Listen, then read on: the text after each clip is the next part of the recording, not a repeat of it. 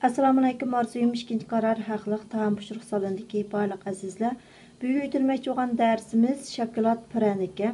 Bu shokolad piranigimiz ketilgan materiallar bo'lsa, tuxumdan 2 dona tuxum, mau shokoladniki kokofini, shokolad uni, ya'ni mush cho'ng qo'shiqda bir qo'shiq, 10 gram shokolad uni, 10 gram ko'pturgich podafindan 10 gram, mau kraxmala, qo'noq kraxmalidan 100 gram kraxmal uni, 150 gram şeker, mau suyag'i, suyag'idan 50 gram,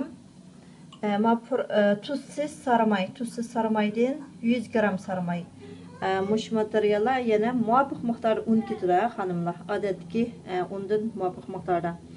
Endi biz mushu ham materiallarni quruq bo'lgan bir qachimizga sap tayyor qilib aralashtirib olamiz.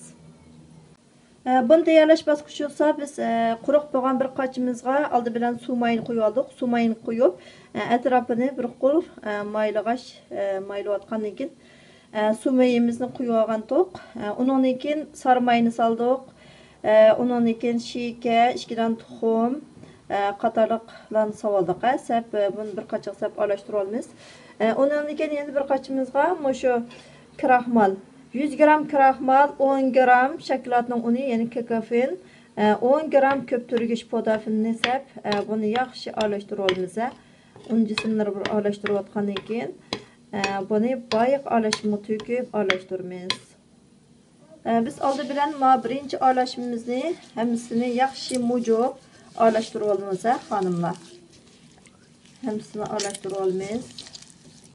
Biz birinchi aralashmamizni aralashtirib, shundaq sarmayni o'sha holat ekilib, shikani tamoman eritib olgandan keyin buning ustiga mau kraxmal, ko'pturgich, kokofin, ya'ni shokolad aralashmasini quydik buning ustiga.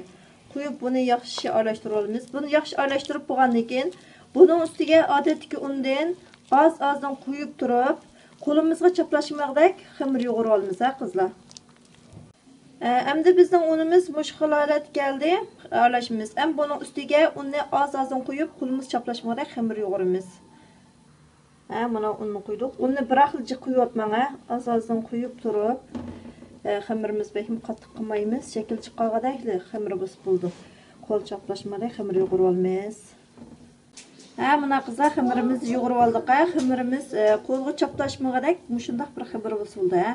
Endi biz buni shu seklaklarimiz bilan yeyib, 2 santim qalinlikda yeyib, buni to'rtburchak shaklda shakl chiqarib kesib olamiz, xonimlar.